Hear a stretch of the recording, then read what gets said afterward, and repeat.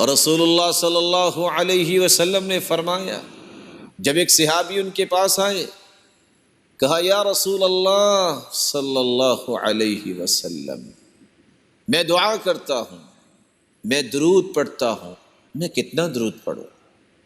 کیا میں دعا کے اندر درود پڑھتے پڑھتے درود کی کیفیت یہ ہو کہ میں آدھا درود پڑھوں تو کافی ہے؟ قال فإن زدت فهو خیر لك، اگر تم درود زیادہ پڑھو تو اور اچھا ہے۔ قلت فالثلثین، دو ہی سے اگر درود پڑھوں تو؟ قال فإن زدت فهو خیر لك، اگر تم زیادہ درود پڑھ سکتے ہو تو زیادہ پڑھو، تمہارے لیے بہتر ہے۔ قلت، میں نے کہا اگر میں درود ہی پڑھتا رہوں؟ تو رسول اللہ صلی اللہ علیہ وسلم نے فرمایا اذن تکفی ہمک ویغفر لک ذنبک، اگر تم درود ہی پڑھتے رہو تو زندگی کے سارے غم بھی تمہارے دور ہو جائیں گے اور تمہارے سارے گناہوں کو بھی معاف کر دیا جائے گا۔ درود کا فائدہ آخرت میں تو ہے، خوش قسمت ہے وہ انسان جو کثرت سے درود پڑھتا ہے۔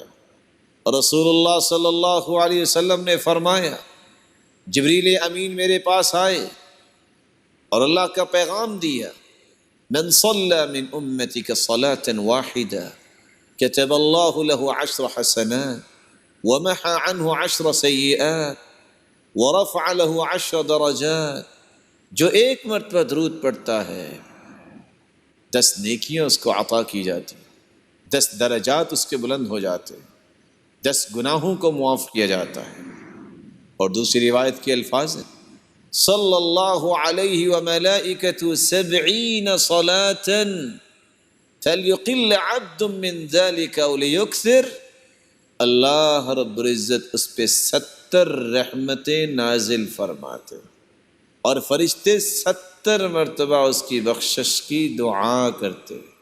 آخرت تو بہتر ہوگی، لیکن اس مبارک کلمات کی وجہ سے، اس قولی عبادت کی وجہ سے اس کی دنیا بھی بہتر ہو رہی ہے، اس کی زندگی کے غم دور ہو رہے ہیں اور اس کے گناہوں کو دور کیا جا رہا ہے، معاف کیا جا رہا ہے، اور وہ ایمانی طور پہ بھی پاکیزہ بن گیا ہے اور جسمانی طور پر بھی اپنے آپ کو ہلکا پھلکا محسوس کرتا ہے۔